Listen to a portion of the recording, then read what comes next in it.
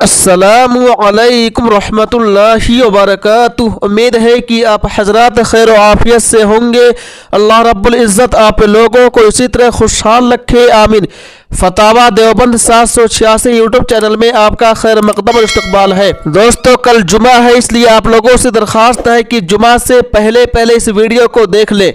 एक सवाल बहुत ज़्यादा पूछा जाता है कि अगर कोई शख्स जुमा की फजर की नमाज नहीं पढ़ता है तो क्या उसकी जुमा की नमाज हो जाएगी या नहीं। इस बारे में दारुल उलूम देवबंद का फतवा क्या कहता है, आइए बगैर किसी तमहीद व ताखीर के जान लेते हैं, सुन लेते हैं। सवाल, अगर कोई शख्स 5 वक्त की नमाज नहीं पढ़ता है, सिर्फ जुमा की नमाज पढ़ता है, तो क्या जुमा की फजर की नमाज अगर वो ना पढ़े तो क्या उसकी जुमा की नमाज होगी या नहीं।